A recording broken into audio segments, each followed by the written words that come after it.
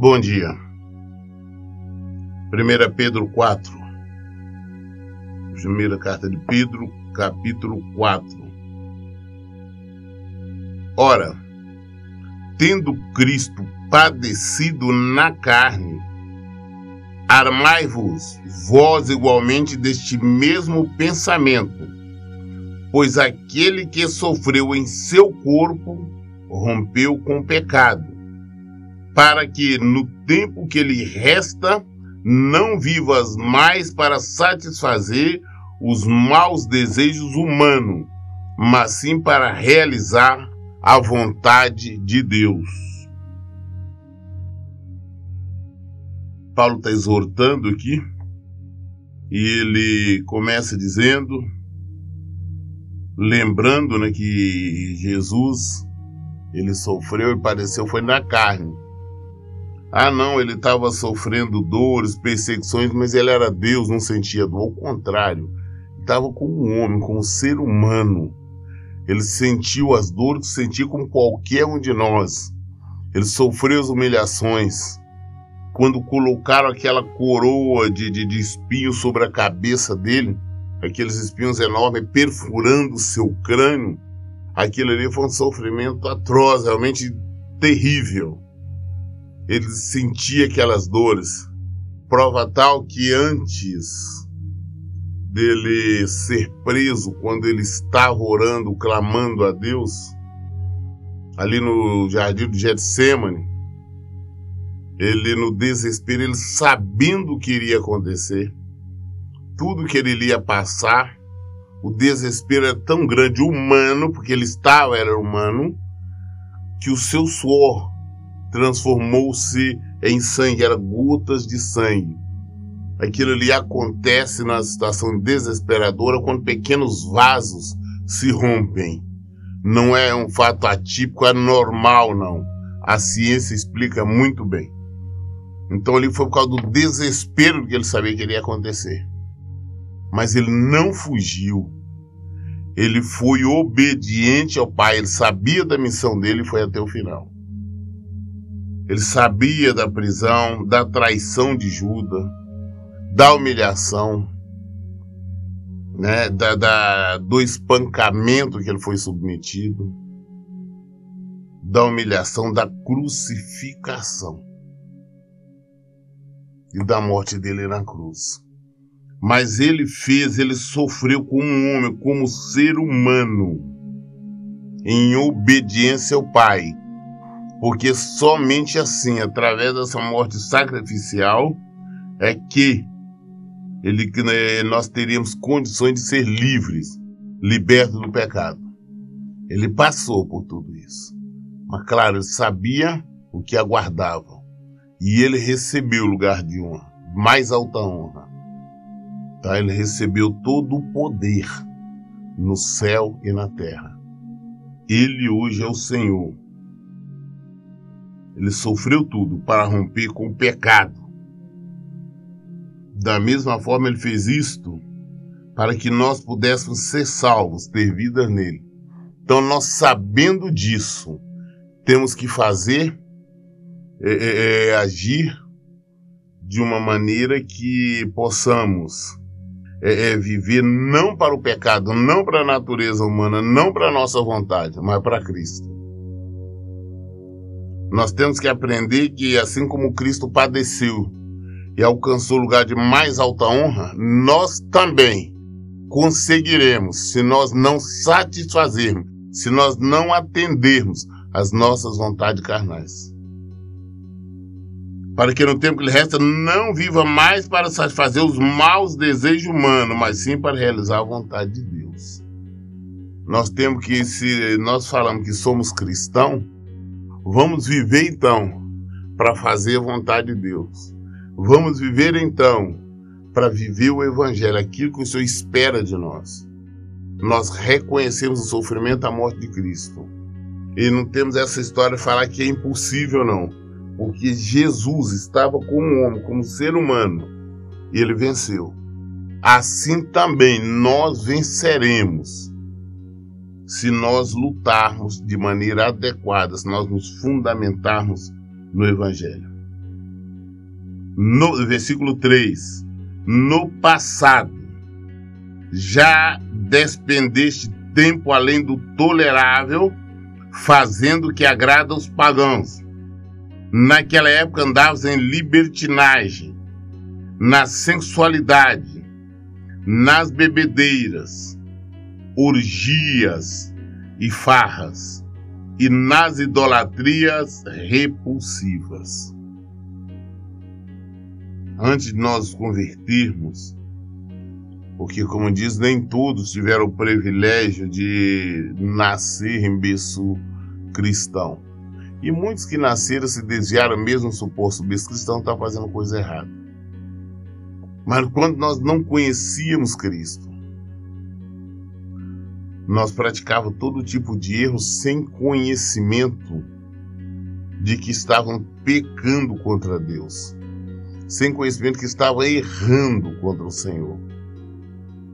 Porque nós estávamos vivendo de acordo com as diretrizes humanas, de acordo com as leis humanas. Eu tenho dito, segundo as leis humanas, não é pecado, não é errado as pessoas ir num bar, comprar um pacote de cigarro e fumar. É normal. Segundo as leis humanas, não é anormal você ir para um bar, tomar qualquer bebida alcoólica, cerveja, destilados, ou que seja vinho, beber, encher a cara e ficar bêbado. Não é normal. Não é anormal, não é crime você ficar bêbado, segundo as leis humanas. E não é errado você manter relacionamento sexual sendo duas pessoas adultas, solteiras. Então não é. Não é crime as pessoas contar mentirinha ou mentirona ou inventar, como isso é muito comum. Então tem uma série de atitudes que o mundo você pode. Mas só que para Deus isto é pecado. Então se nós vivemos de acordo com as leis de Deus, não vivemos de acordo com as leis do mundo. Portanto, nós não podemos mais viver como vivíamos antes no mundo. Antes nós fazíamos isso, antes nós mentíamos, antes enganávamos, antes agíamos com ódio, com violência. Hoje não podemos mais fazer. Por um motivo, que hoje nós servimos a Cristo. Nós queremos andar no mesmo caminho que Ele. Nós temos que trilhar este caminho que é Ele. Por este motivo, nós temos que mortificar a nossa carne. Então não tem esperar não que eu estou querendo, estou com vontade, estou com desejo. Não, isso não importa. Não importa. O que importa é Cristo. Em tudo é Cristo. É obedecê-lo. É esmurrar a nossa carne. É ir contra a nossa vontade. É ir contra os nossos desejos. Então essa preocupação que nós temos que ter. Porque as pessoas hoje, infelizmente, apesar de se dizerem cristãs, elas dizem outra coisa. não. Eu tenho no coração, Deus tocou no meu coração. Ele quer que eu seja feliz. Ele quer que eu viva bem aqui. Ele quer que eu tenha isso e aquilo. Estão falando contra a própria Bíblia. Vamos examinar na Bíblia que o que nós estamos falando, se é isso mesmo. Jesus morreu por nossa causa, por minha causa, por causa de todos vocês, para que nós tenhamos vida. Agora, quando nós resolvemos não nos santificar, não nos purificar, nós não estamos preocupados em atender à vontade do Senhor, nós estamos desmerecendo o sacrifício da cruz.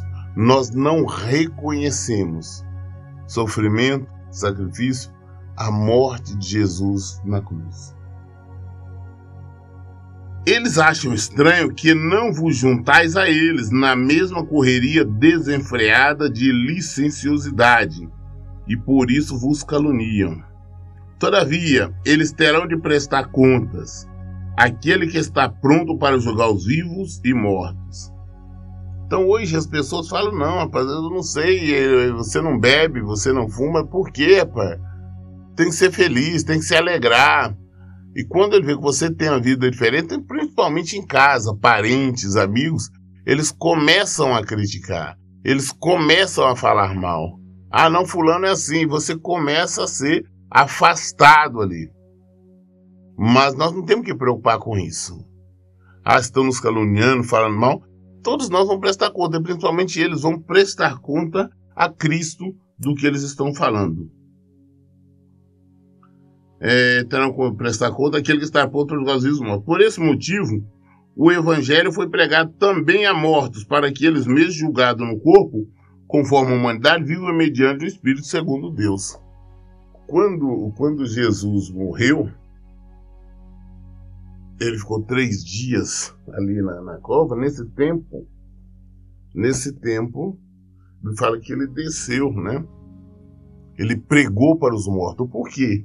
Aqueles que morreram antes de conhecê-lo, antes dele vir, não conheceram a verdade, Jesus pregou com ele, porque a intenção de Jesus é salvar. Jesus pregou para os mortos.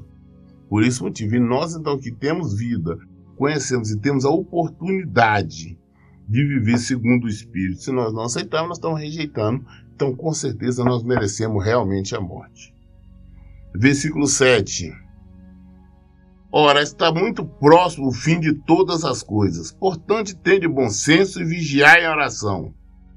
Antes de tudo, exercei profundo amor fraternal uns para com os outros, porquanto o amor cobre uma multidão de pecados. Por mais que não acreditem, mas o tempo está próximo a volta de Jesus. Quando nós menos esperar, acontecerá. E além disso, também Jesus pode voltar para mim hoje, para você, para qualquer um. É que no segundo aqui agora eu posso estar falando e de repente parar de falar, chegou minha hora. E daí? Para onde eu vou? Como que eu fiz? Como eu vivi aqui? Eu vou ter que prestar conta? Então nós temos que estar vigiando sempre. Jesus nos ensina várias parábolas, ensinando como é nosso dever vigiar sempre. Porque nós não sabemos a hora que ele voltará. Ele voltará para todos nós. Mas a hora nossa pode ser de cada um pode ser aqui 1 minuto, 1 segundo, aqui 1 ano, 2, depende do Senhor. Então nós temos que estar sempre em alerta. E principalmente aprendermos a amar o próximo como a nós mesmos.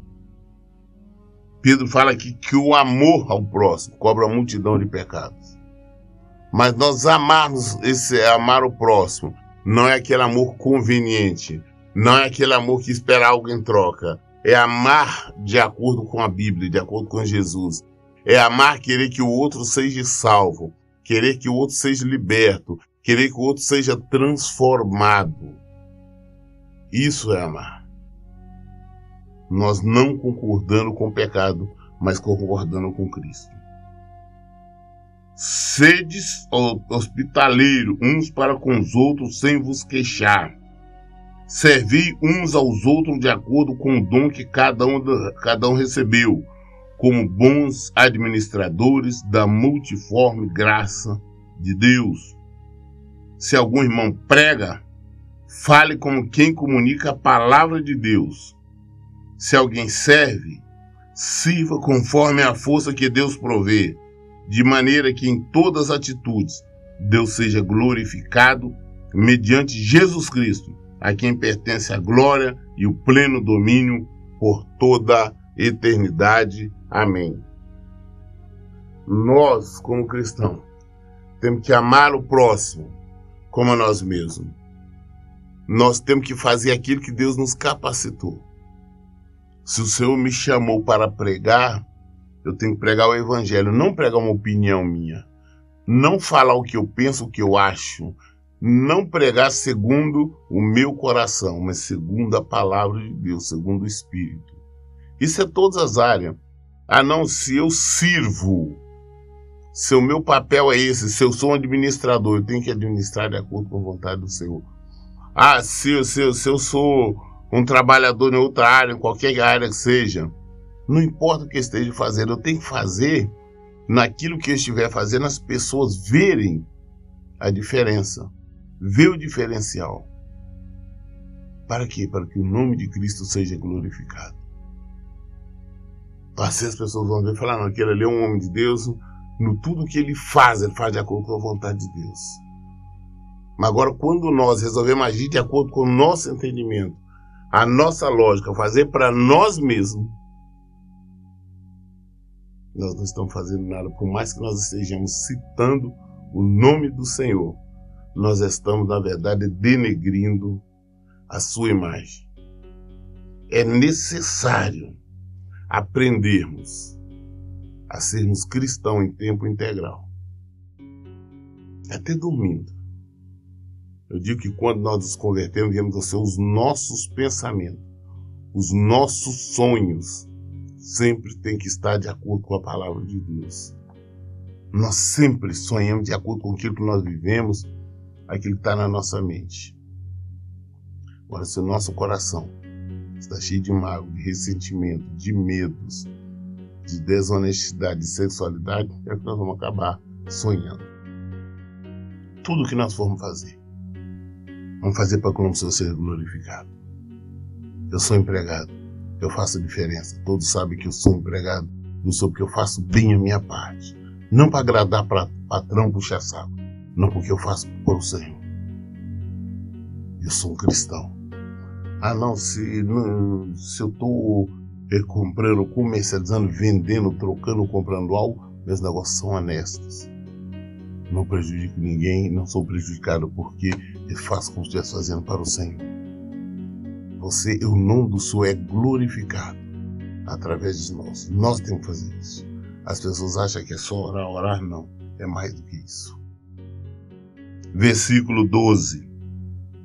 Amados, não vos assusteis com a provação que surge entre vós, como fogo ardente, com o objetivo de provar a vossa fé.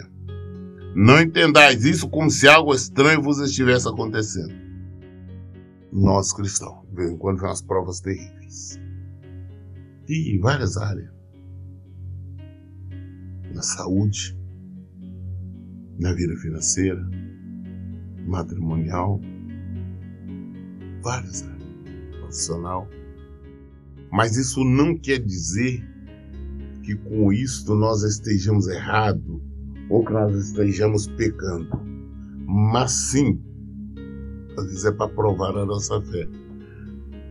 Ver se realmente nós somos fiéis a Deus. Provar se realmente nós somos cristãos. Porque nós falamos, nós gostamos de falar. Abrir a boca, eu sou cristão, Jesus é bom, eu amo Jesus. Falamos esse tipo de coisa. Mas não vivemos de acordo. Às vezes, na hora da prova, como eu tenho visto as pessoas negarem a Cristo, como eu vejo isso acontecer, eu vejo pessoas que estarem, por exemplo, lutando pelo casamento, mas quando chega numa hora decisiva, principalmente quando tem patrimônios em jogo, aí o marido diz, olha, eu só vou lhe dar isso se você assinar o divórcio. As pessoas vão assim e arrumam desculpa, não, é só um papel, Deus não vai importar. Ou seja, não confiam no Senhor. Porque você sabe, se concordando com o divórcio, você está discordando de Cristo. Então muitas pessoas fazem isso. Fazem acordos, sabendo que são acordos desonestos, mentirosos, para não perderem. Isto é negar a Cristo. Não, se você não der o divórcio, não, eu vou entrar com a guarda compartilhada, vou deixar você ser uns filhos. Aquele tipo de ameaça que as pessoas cedem. Isso é negar a Cristo. Que a bem na verdade, para nós não existe nada, nada, patrimônio, dinheiro, parente, filhos, marido, esposa, nada no mundo que pode ser prioridade na nossa vida. A nossa prioridade tem que ser servir a Cristo. A nossa prioridade tem que ser fazer a vontade de Cristo. Não importa, às vezes as coisas vêm para testar a nossa fé.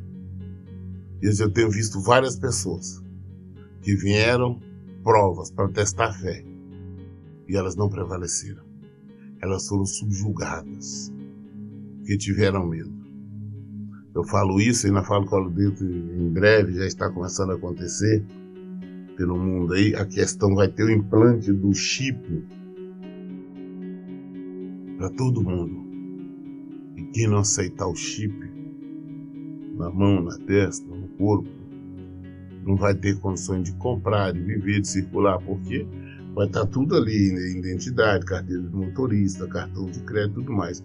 Então quem não aceitar não vai poder comprar, vender nada, assim como está na Bíblia, como está lá em Apocalipse. E muita gente, já tem gente dando desculpa. Um dia desse eu ouvi um pastor famoso, o Silas Malacheia, ele dizendo que não tem problema usar o chip. Falou que não tem problema, que isso não é sinal, que é outra coisa, ou seja, já está debandeando, já está, como ele é um alto empresário, ele já está preocupado. Então ele já está negando a Cristo. Isso é negar a Cristo.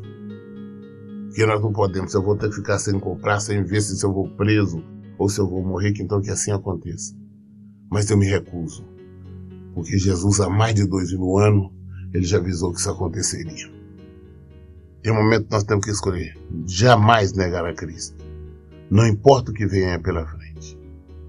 Tem que morrer, que assim seja. Ah, pastor, com essa decisão vai prejudicar A, B ou C. Não, a minha decisão é servir a Cristo. E eu não vou negar ele em hipótese nenhuma. Aconteça o que acontecer. Nossa vida não vale nada. Contudo, alegrai-vos por seres participantes do sofrimento de Cristo, para que ele também vos alegreis e exulteis na revelação da sua glória. É nos alegrar, está acontecendo, nós estamos sendo provados. Glória a Deus. Glória a Deus. Ah, pastor, não entendo a Bíblia, fala que nós já somos curados pelas feridas de Jesus, e como que eu tenho enfermidade, como que eu tenho, está passando por uma luta, glória a Deus. É você se examinar diante de Deus, você não está fazendo errado, você está praticando a palavra de Deus, então muito bem que está vindo a prova, glória a Deus. Procure passar na prova da melhor maneira possível, glorificando o Senhor. É isso que nós temos que fazer. Ele, em primeiro lugar. Não somos nós, não.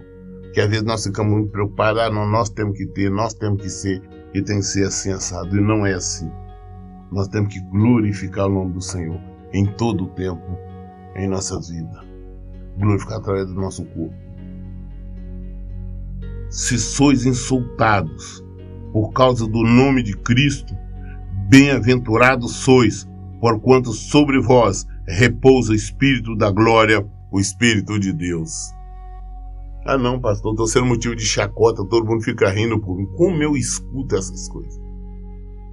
Mulheres, ah não, pastor, na minha família todo mundo está rindo de mim por causa da minha posição de não querer o divórcio, todo mundo está rindo por eu lutar por restauração, todo mundo me esnoba. Glória a Deus. Glória a Deus por estar nessa situação. Glória a Deus por nós sermos motivo de chacota, por nós sermos humilhados pelo nome do Senhor.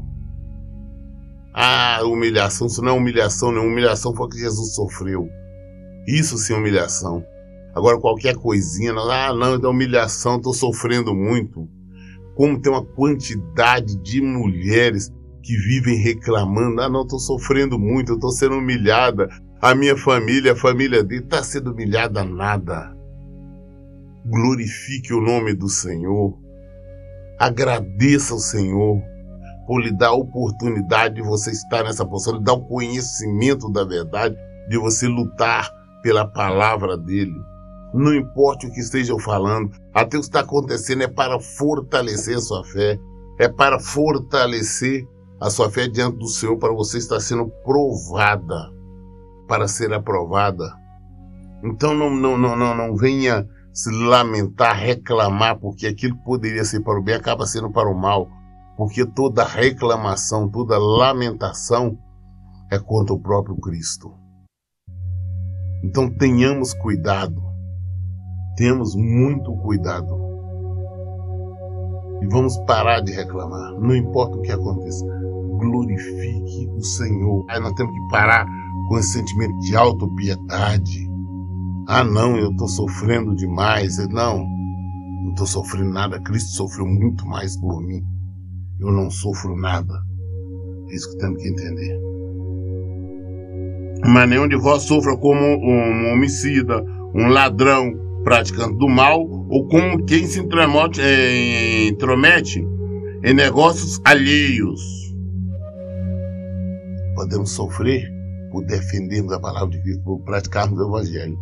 Agora sofrer, falar que é cristão, mas está sofrendo porque você é um ladrão. Você é um prostituto, um adúltero, um safado, uma safada, fazendo coisas erradas. Isso não é sofrer por Cristo, isso não é sofrer por Evangelho, não. Sofrer pelo Evangelho é nós defender uma vida em Cristo. Porque tem muita gente que fica lamentando, eu não sei por que está passando isso na minha vida, mas vai ver o que ela está fazendo tudo de errado. Você está fazendo as coisas erradas, claro que tem punição, claro que tem castigo. Então vamos olhar para Cristo, saber o que nós somos na nossa vida, é moldar a nossa vida no Evangelho, é viver de acordo com o Evangelho e não de outra maneira. É isso que é preciso fazer. Há sofrimento por causa das coisas do mundo. Ah, não, estou sofrendo porque eu comprei as coisas, eu não consigo pagar, eu estou devendo, eu estou sendo humilhado porque eu não tenho como pagar, o senhor está cobrando. A responsabilidade é sua, você comprou. Você não tinha condição de pagar porque comprou. Ah, eu estou sendo humilhado porque meu patrão descobriu isso, meu patrão descobriu aquilo, que eu menti. Você merece. Sofrer por causa do Evangelho é uma coisa. Sofrer por causa dos nossos atos é outra.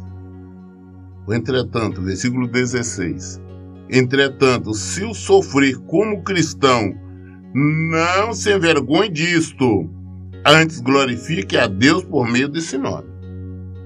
Eu sofrer porque, não, aquele pastor ali é um pastor diferente, ele é isolado, ele entende que, sei lá, só existe um casamento, ele não aceita outro, ele expulsa, ele é doido, ele é estranho, temos que isolar ele, não temos que ter conversa com ele, não temos que ir na igreja dele, não importa, glória a Deus. Glória a Deus. Glória a Deus. Ah, não, ele não aceita fornicação, a pessoa estiver na igreja dele se tem fornicação, ele não aceita a pessoa em adultério, ele não aceita a pessoa mentirosa, ele não aceita isso, não aceita aquilo. Glória a Deus. Eu quero ser taxado como qualquer coisa, mas por estar vivendo o Evangelho. Fale de mim o que quiserem, mas que não fale, que não me acuse de estar fazendo qualquer coisa fora do Evangelho.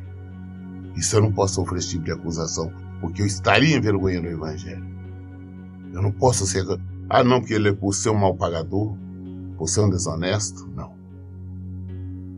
Não posso. Isso é coisa do mundo. Eu tenho que ser, assim, independente da situação. Independente de qualquer situação, viver de acordo com o Evangelho. Defender os princípios bíblicos. Isto que é necessário. Entretanto, se sofrer como cristão, não se envergonhe disso. Antes glorifique a Deus por meio deste nome. Pois chegou a hora de começar o julgamento pela casa de Deus.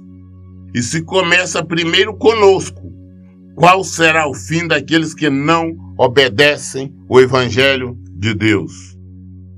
O julgamento começa por nós, na nossa casa. Nós que falamos que somos cristãos. Nós que falamos sobre o Evangelho. Nós que falamos que conhecemos a Cristo. Nós falamos que somos salvos nele. Será que somos? O primeiro julgamento é com nós.